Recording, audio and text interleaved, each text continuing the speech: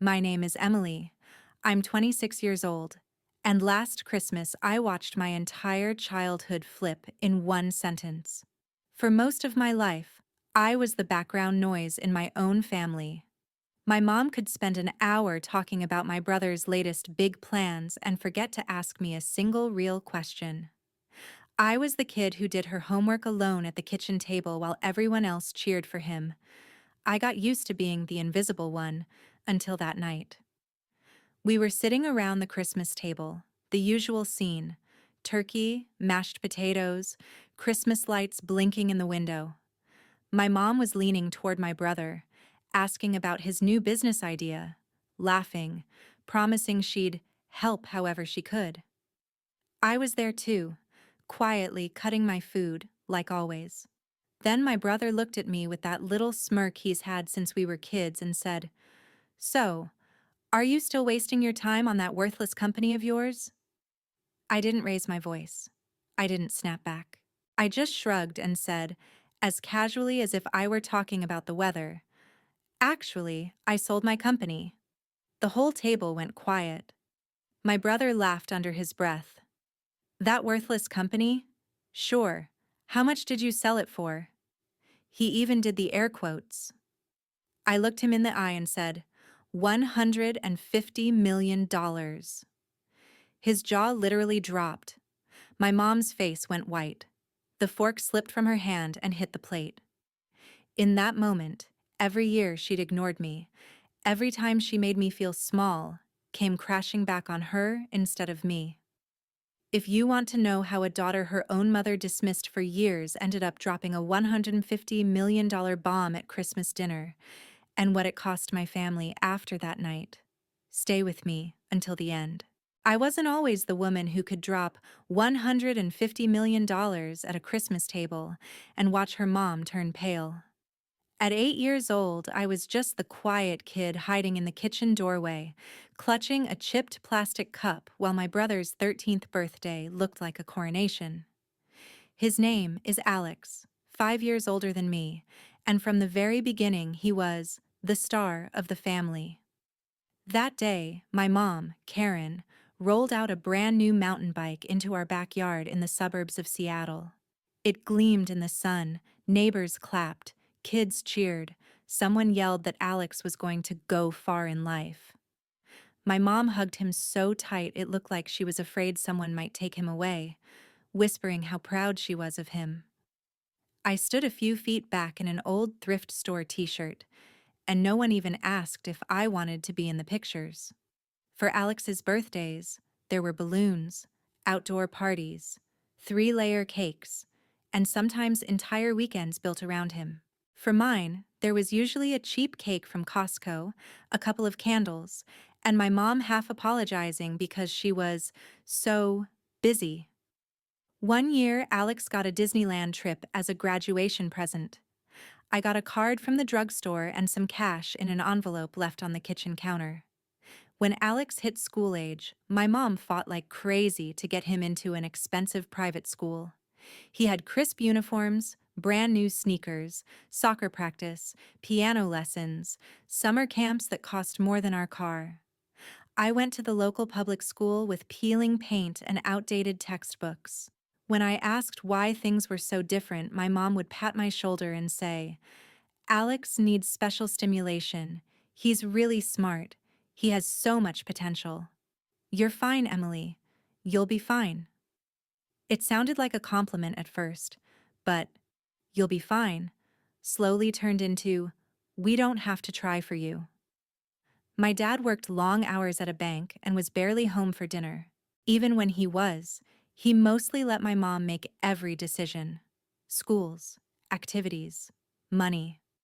There was this invisible hierarchy in our house: Alex at the center, my mom orbiting around him, my dad off on the sidelines, and me somewhere on the edge as long as I wasn't causing trouble. By 12 or 13, I stopped asking for things. I stopped asking why Alex got the new phone, the new laptop, the extra tutoring, and I didn't. I stopped running into the living room with my A-plus tests, because every time I did, my mom was on the phone with one of Alex's teachers or driving him to practice. If I needed extra books, she'd sigh and ask if I really needed them. For Alex, the answer was always yes. For me, it was always maybe later. So I learned to do things myself. I started watching YouTube videos to teach myself how to cook basic meals because I didn't want to ask for takeout money. In middle school, I picked up a dishwashing shift at a nearby coffee shop, saving every tip in a jar in my closet. That jar eventually became my first used laptop. I began noticing every small slight and filed it away, not just to hurt about it, but like a list of reasons to never, ever depend on them. At the dinner table, the conversation was always about Alex, his soccer game, his SAT scores, the colleges he might get into. I was there, but I was never the story. I was the extra chair. Somewhere in those years, something in me quietly shifted. I stopped trying to get my mom to see me and started planning a life that wouldn't require her to. I didn't know it yet, but all those nights being the invisible kid in the corner were doing something important. They were turning into fuel. Fuel for an idea, for a company, and eventually for that Christmas night when my mom would finally be forced to look straight at the daughter she'd spent decades ignoring. College was supposed to be my clean break, my chance to finally step out of the background. I got into the University of Washington in Seattle with a partial scholarship for computer science. When the email came in, I sat on the edge of my bed and read it 3 times just to make sure I wasn't imagining it. My mom glanced at the screen, smiled, and said, "That's great, honey," before asking if I could help her proofread an email to one of Alex's teachers. A week later, Alex got into Stanford, and it was like the Super Bowl had come to our living room. There was a party, relatives over, champagne, a banner. My mom cried and told everyone her son was going to change the world. When I left for UW, she hugged me at the curb, said she was proud of me, and drove off because she was running late. When Alex left for Stanford, she flew down with him, helped decorate his dorm room, and posted a whole album of photos on Facebook. My move-in day was a couple of suitcases and a used comforter I'd bought with my own money. I lived in a cramped apartment near campus with 2 roommates, the kind of place where you could hear someone sneeze in the next building. My scholarship covered part of tuition, but not everything. To survive, I picked up a part-time job at a Starbucks a few blocks from campus.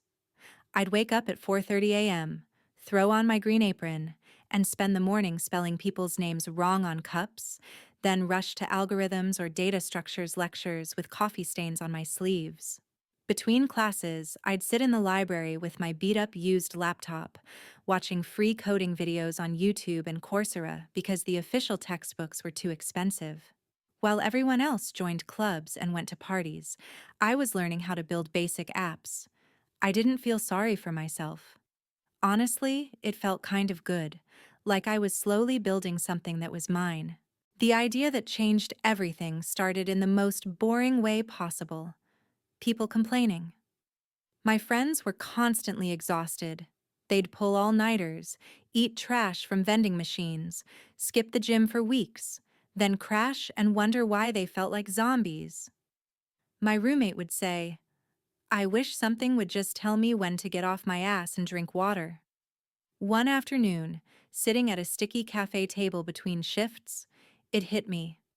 What if there was one simple app that helped people keep track of the basics: what they ate, how they moved, how they slept, and actually nudged them to do better, without being annoying or complicated? I started sketching screens in a cheap notebook: little graphs for sleep, color-coded bars for workouts, reminders that looked more like friendly texts than alarms. I called it Health Track, mostly because every other name I thought of sounded stupid and the domain for that one was still available. I'd come home from my night lab, make instant noodles, and code until 2 in the morning. The first version was rough, but it worked. You could log your meals, your workouts, your water, and see how your week looked. I gave it to a couple of friends and told them to be honest. They immediately tore it apart. This button sucks. I forgot to log because there's no reminder. Why is this chart so ugly? It stung, but I fixed everything they complained about. Little by little, more people started using it. A girl in my stats class told her boyfriend, who told his frat brothers, who told their entire group chat. Someone left a random positive review that made me cry in the bathroom at work. When HealthTrack made its first $500 from in-app ads, I stared at the dashboard for a full minute. It wasn't much, but it was more than my family had ever invested in me. I took that money and bought a slightly better used laptop so I could code faster. Around that time, Alex would call from Stanford talking about frat parties, networking events, how insane the tech scene was. My mom would gush about his business classes and all the doors that would open for him. One night, I tried to tell her about HealthTrack. I told her I had a little over 1,000 users, that people were actually using something I had built.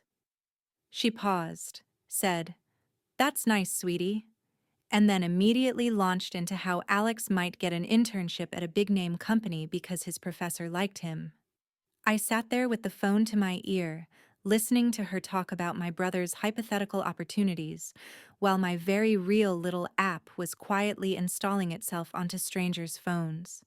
It was like that over and over. Every time something went right, a class I aced, a new feature I shipped, a small bump in downloads, my mom either didn't ask or changed the subject to Alex. Eventually, I stopped bringing it up. I let her believe I was just doing some computer thing and getting by. Meanwhile, I kept grinding. I studied during my breaks at Starbucks, scribbled code on napkins, read documentation on my phone while waiting for the bus. I watched people in the campus gym checking their phones between sets and imagined HealthTrack sitting on all of them. I wasn't thinking about revenge. I wasn't even thinking about money yet. I was just chasing this weird electric feeling I got every time someone said, "Hey, this actually helps me." I didn't know it then, but those late nights and ignored phone calls were the beginning of something way bigger than a college side project. HealthTrack was quietly growing roots, and so was I. And at some point, those roots were going to push straight through the floorboards of the little box my family had always kept me in. Graduating early wasn't part of some grand master plan. It was just what happened when you take extra credits every semester because you can't afford to stay in school longer than necessary. While my classmates were debating gap years and backpacking through Europe, I was signing a lease on a tiny office space in a gray building in Seattle's tech district. It had ugly carpet, flickering fluorescent lights, and a view of a parking lot. But to me, it felt like a kingdom. HealthTrack wasn't just a side project anymore. I filed the paperwork, incorporated the company, opened a business bank account, and moved my whole life into that small room with two mismatched desks and a secondhand couch I found on Craigslist. My schedule got even more intense. Mornings were for customer support emails and bug fixes, afternoons for new features, nights for teaching myself marketing from free podcasts and blog posts. I answered every review personally, DM'd users who quit to ask why, begged a designer on Upwork to make my app look a little less like something built in a basement. Slowly, the numbers started to shift. Downloads weren't just a trickle anymore. People were sharing screenshots of their progress on social media. A local trainer reached out and asked if he could recommend HealthTrack to his clients. Then another. A small gym asked if we could create a custom onboard message for their members. I said yes to everything.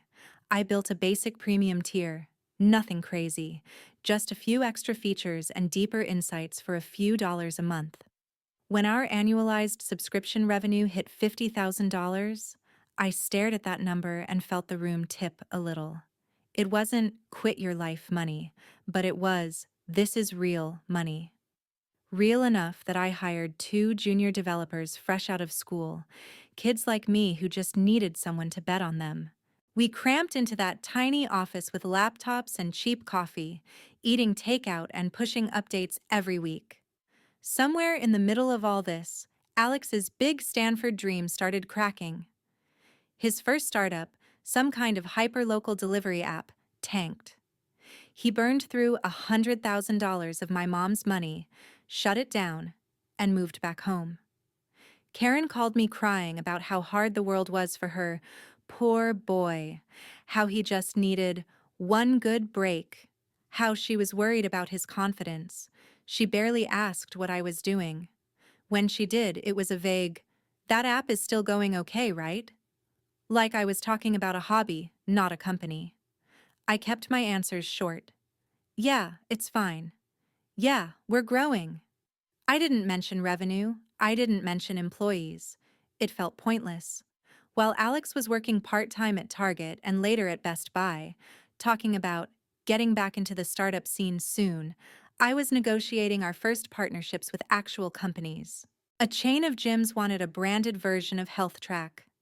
Then an insurance company reached out about possibly rewarding their users for healthy habits tracked through the app. I was still driving an old Toyota and wearing the same sneakers from college, eating Chipotle on the office couch.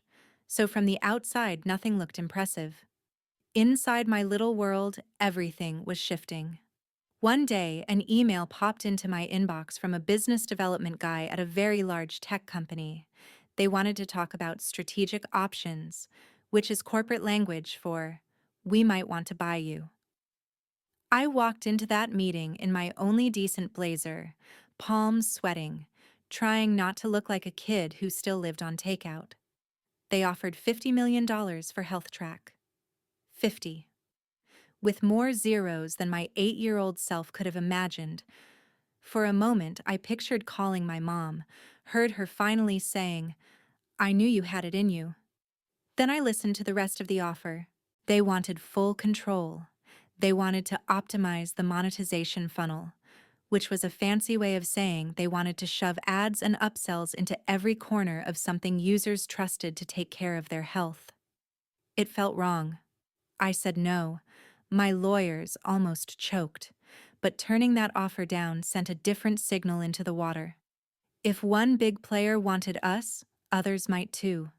A local venture capital firm that focused on health tech reached out. They didn't want to buy, they wanted to invest and help us scale. I negotiated hard and took $8 million, enough to grow, but not enough to lose control. We opened a second office in Portland, hired more engineers, expanded our mental health tools.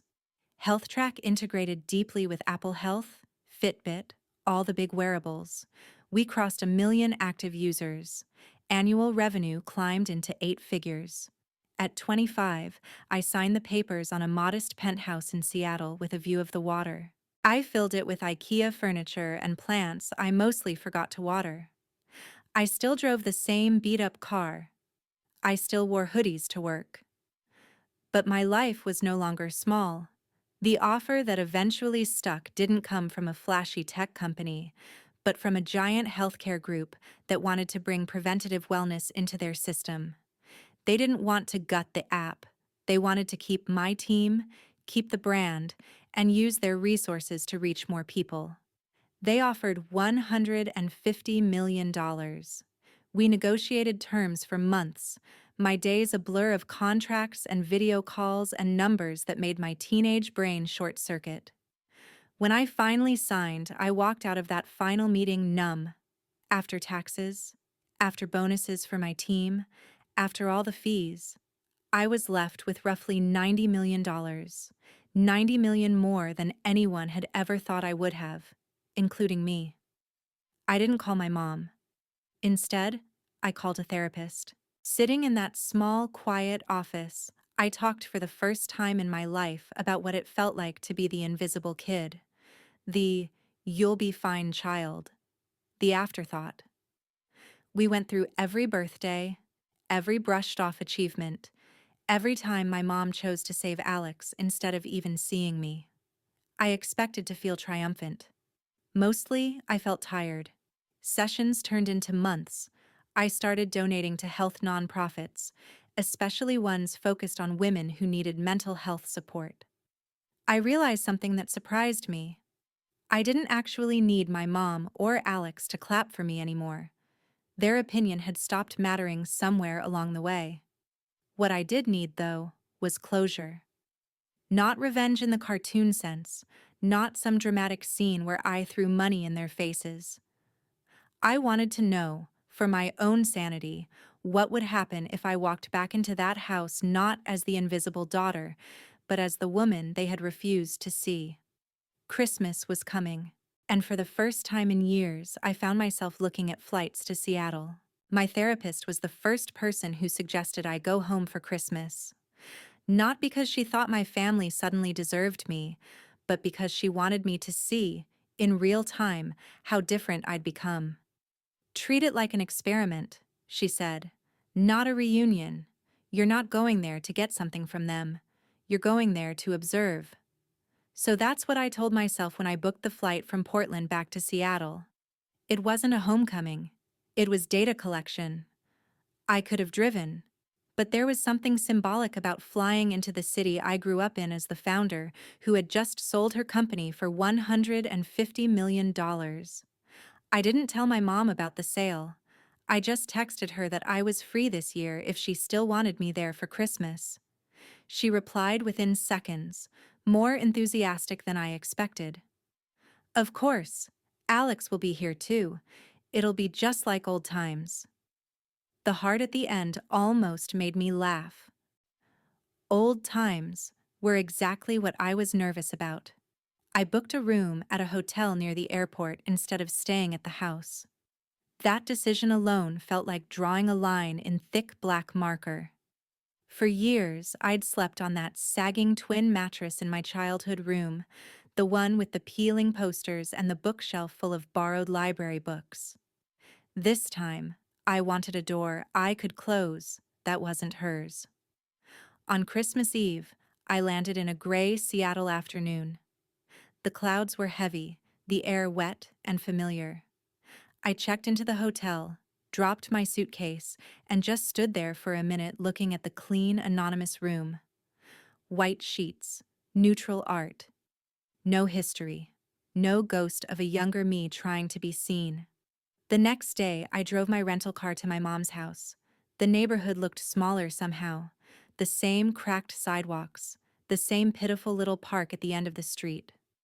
Her house still had the faded blue paint and the overwatered lawn.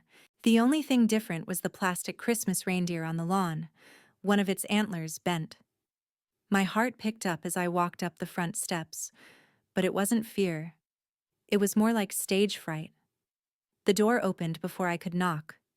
My mom stood there in a flour-dusted apron, cheeks pink from the oven heat, the smell of roasting turkey rolling out behind her.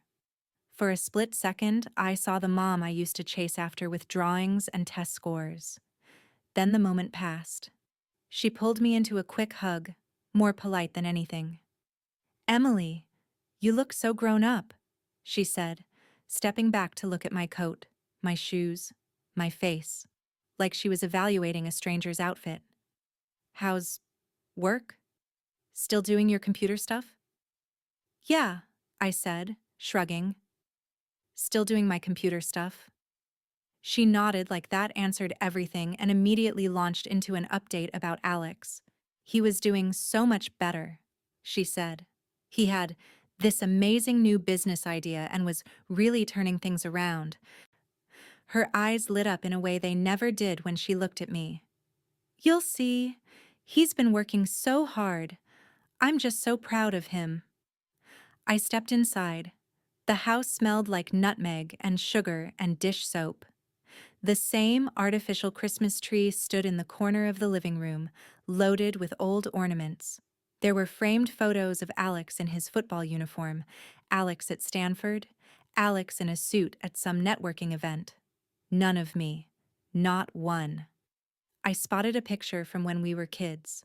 Alex on his new bike in the backyard, my mom's arm thrown around him, me blurry on the edge of the frame, half cut off. I almost smiled. "Alex," my mom called toward the living room. "Your sister's here." He was sprawled on the couch, watching an NFL game with a beer in his hand, one sock on, one off, like always. He muted the TV and stood up, giving me a once-over. "Well, if it isn't the coding queen," he said with a crooked grin. "Still single? Still buried in your little app thing?" I could feel my mom watching my reaction, waiting for me to laugh it off like I used to. I just smiled. "Nice to see you too, Alex." I put my bag down and followed my mom into the kitchen. She handed me a dish towel like nothing had ever changed. "Can you help with the salad? We're doing the cranberry one you liked when you were little," she said, already moving back to basting the turkey. She poured a glass of wine and set it in front of Alex, then poured one for herself. She didn't offer me any, just gestured toward the tap water like she always had. It was such a small thing, but it was all there. The invisible ranking, the automatic deference to him. I chopped vegetables, listening to them talk about his big plans, how she was going to help him get this one off the ground, for real this time. No one asked if I'd driven or flown, where I was living now, what my days looked like. I realized I didn't care. I wasn't that kid anymore, waiting for a turn. I was taking mental notes. How she kept circling back to Alex. How he soaked it up. How automatically I had slipped into the role of quiet helper in the kitchen. When she finally called us to the table, my pulse picked up again. The plates were set the same way they always had been growing up. Alex at one end, my mom nearest to him, me off to the side. I sat down in my old spot, but I wasn't the same person. This time, I wasn't here to disappear. I was here to see exactly what happened when the ghost in the corner finally decided to speak. Dinner started the way it always had, with my mother directing every bit of attention toward Alex. She passed him the mashed potatoes first, laughed at every lukewarm joke he made, and asked about his big new venture like he'd already gone public. He launched into a rambling explanation about an online sports gear store, how the market is wide open, and he just needed a little capital to get it off the ground. My mom nodded along, eyes shining. "And of course I told him I'd help," she said, glancing at me like she expected approval. "A little push now, and he'll be unstoppable." I took a sip of water and kept my face neutral. The conversation rolled right past me. They bounced from his business idea to his workout routine, to some story about a guy he knew who almost got signed to the NFL. I could have been a piece of furniture for all they noticed. When my mom finally turned to me, it was with the same half-interested tone she used with telemarketers. "So, Emily," she said, cutting into her turkey, "you're still doing your computer job, right? Working on that app?" I set my fork down, feeling the weight of the moment float just out of reach. I could have said everything right then. Instead, I shrugged. "Yeah, still working on it." She smiled, relieved she didn't have to follow up. "As long as you're managing to pay your bills, that's what matters," she said, like I was a teenager babysitting for gas money. Alex smirked, swirling his wine.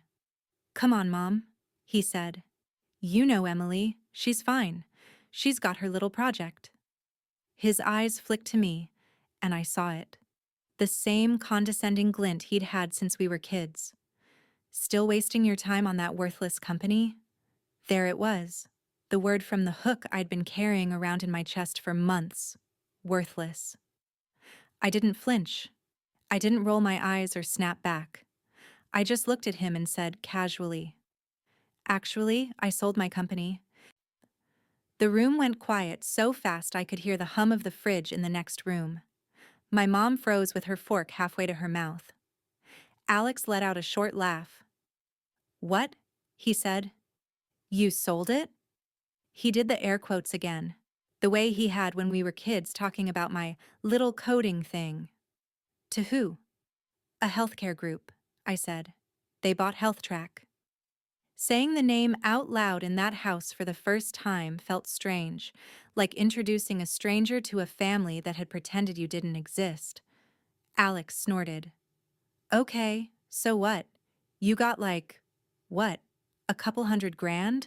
Enough to move out of your little shoebox apartment? His face was bright red now, half from the wine, half from the idea that I might have actually done something real without him. How much did you sell it for exactly? My mom was staring at me, eyes wide. Yes, she said softly. How much? I met his eyes and saw the challenge there, the assumption that he was still above me, no matter what I said.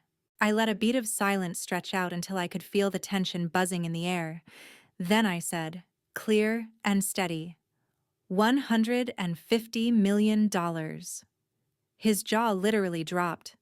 It wasn't just a saying. His mouth actually fell open, like his brain had disconnected from his body. The fork slipped from my mom's hand and clattered against her plate. Her face drained of color so fast it was almost comical, like someone had pulled a plug. For a second, nobody moved. Nobody breathed. Then everything happened at once. That's not funny, Emily, my mom whispered. That's not a nice joke. You're lying, Alex snapped, regaining his voice. You're not that smart. Nobody pays that kind of money for some stupid phone app. I pulled my phone out of my pocket, unlocked it, and turned the screen toward them.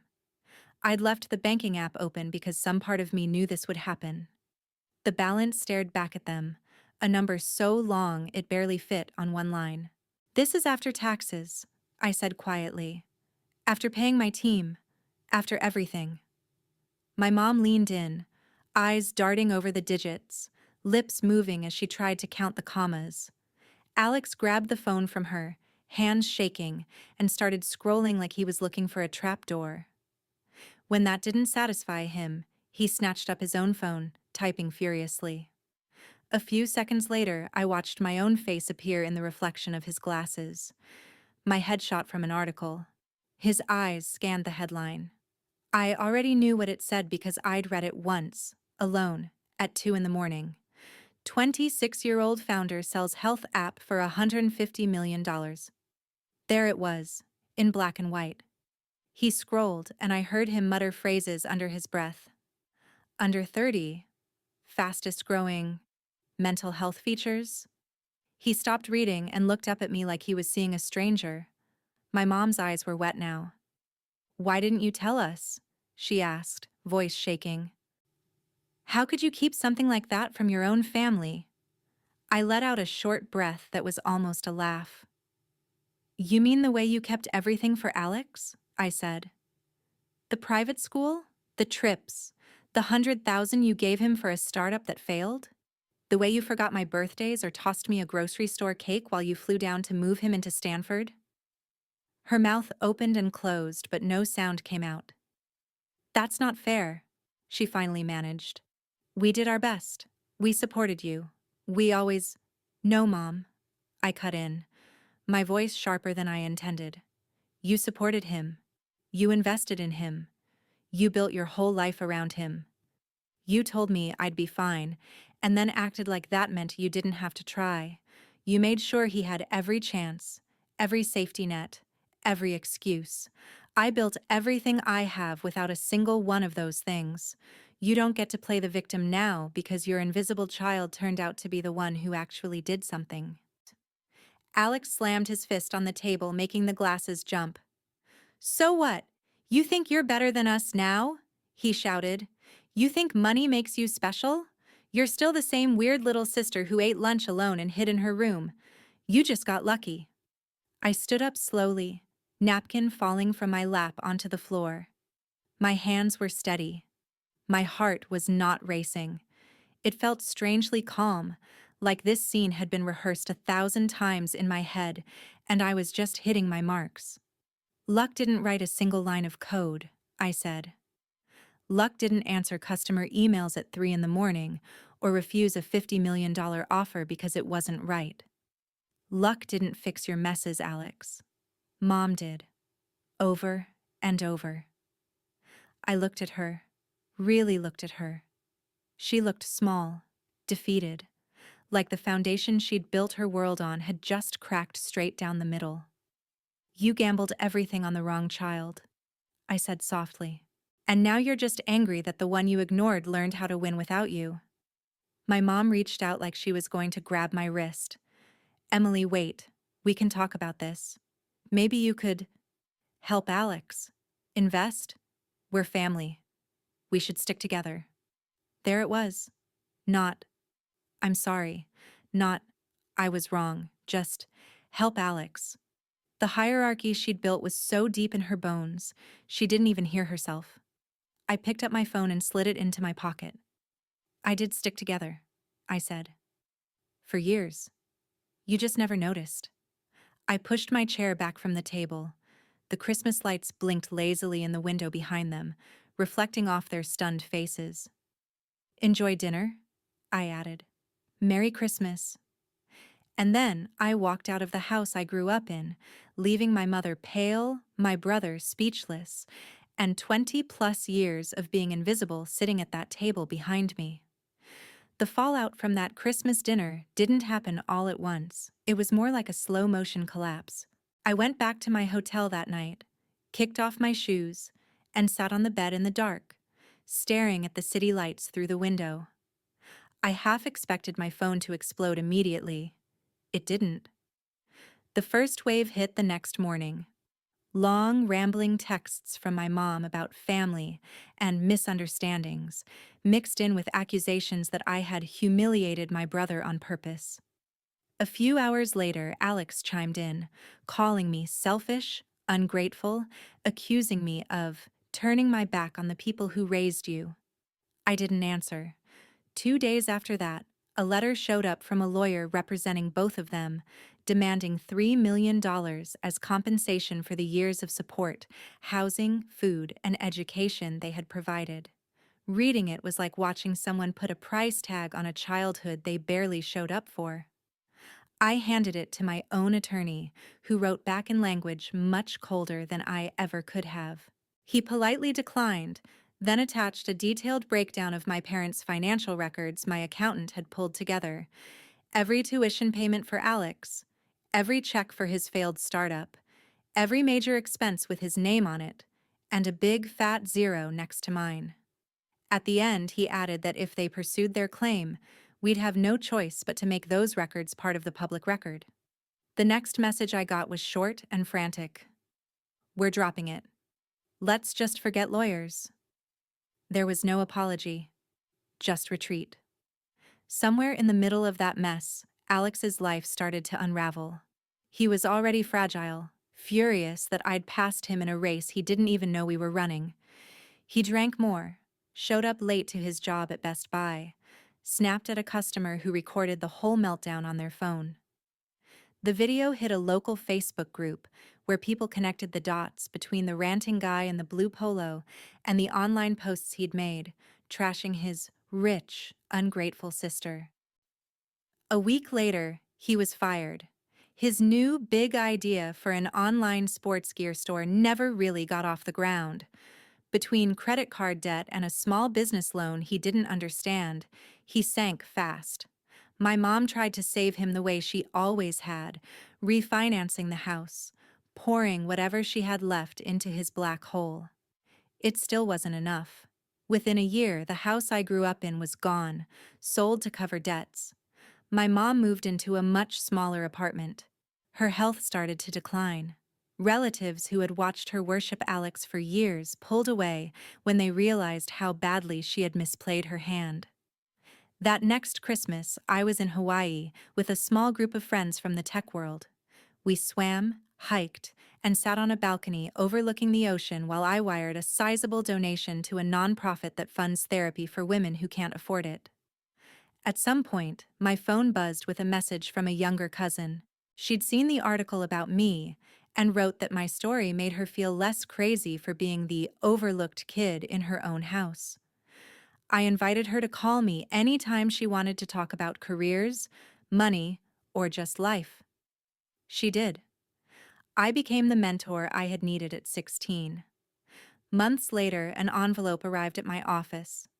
Inside was a handwritten letter from my mom. She said she was sorry. Sorry she had favored Alex. Sorry she hadn't seen me. Sorry it had taken a headline about millions of dollars for her to realize what she'd thrown away. She wrote that she wished she could go back, that she hoped one day I would forgive her, that maybe we could start over. I read it once, then again. I didn't frame it, I didn't rip it up. I just put it in a drawer. The truth was, I had already done the forgiving that mattered. I had forgiven myself for not being able to fix her. I didn't send money. I didn't rush back in to rescue them. Setting boundaries was the only way to keep from becoming another one of their bad investments. I poured my time into my new company. This one focused on mental health and AI tools that actually help people check in with themselves. I told parts of my story on conference stages and eventually in a TED-style talk, not as a victory lap but as a cautionary tale about what happens when a family builds their world around one golden child and treats the other like a backup plan. Here's what I learned, the part I hope sticks with you more than the dollar amount ever could. Your worth is not determined by how loudly your parents clap for you, how much they spend on you, or whether they ever admit they were wrong. Sometimes the most loving thing you can do for yourself is to stop standing in front of people who refuse to see you and build a life where you no longer need their approval to breathe. Favoritism doesn't just hurt the kid who gets ignored. It cripples the kid who gets worshipped too. My mom lost her house. My brother lost his job, his excuses, and his safety net. I lost the fantasy that one day they'd wake up and magically become the people I needed them to be. In exchange, I got something better.